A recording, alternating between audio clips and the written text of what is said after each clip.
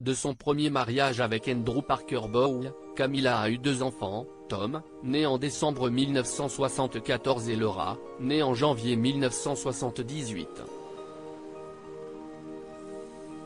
Si tous deux ont embrassé de brillantes carrières, l'un étant devenu un célèbre auteur de livres de cuisine ayant fait des apparitions dans MasterChef sur la BBC et l'autre ayant lancé sa propre galerie d'art, baptisée Eleven à Londres, il semblerait que les enfants de Camilla lui aient donné du fil à retordre dans leur jeunesse. Surtout son aîné, si l'on en croit une anecdote racontée par Bertrand Meyer-Stably dans son ouvrage Charles III, le mal-aimé, sorti aux éditions Perrin ce mercredi 19 avril. L'auteur est en effet revenu sur cette soirée scandaleuse à laquelle Tom avait assisté, qui avait défrayé la chronique à l'époque. L'histoire se déroule en 1999. Tom Parker Bowl, alors âgé de 25 ans, reconnaît avoir pris de la cocaïne, 4 ans après avoir été interpellé pour détention de marijuana et d'ecstasy. Et ce n'est pas tout, sa prise de stupéfiants aurait eu lieu dans une fête fétichiste, d'après ce que la presse rapporte il y a de ça 24 ans.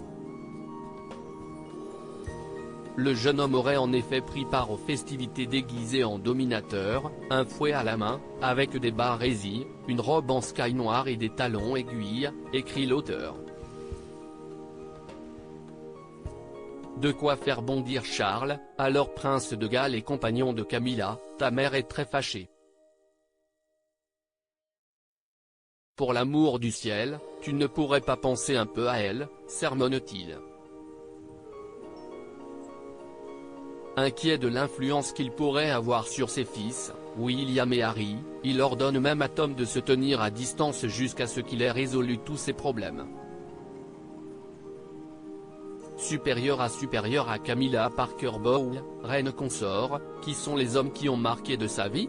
Harry, l'alcool et la drogue. Les précautions de Charles ont été pourtant vaines. Impossible de ne pas se souvenir de son fils cadet déguisé en Asie lors d'une soirée remontant à 2005. Impossible non plus de ne pas oublier ses écarts avec l'alcool et la drogue.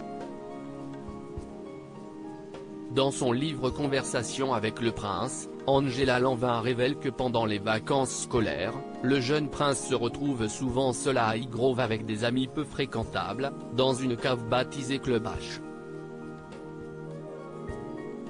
C'est là que Harry commence à consommer du cannabis.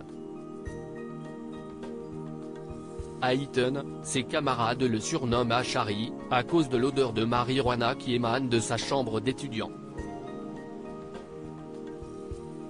Il frôle l'exclusion. En 2004, le frère de William est même impliqué dans un incident à la sortie d'une boîte de nuit, complètement saoul, il en était venu aux mains avec un photographe. Crédit photo, Alpha Agency.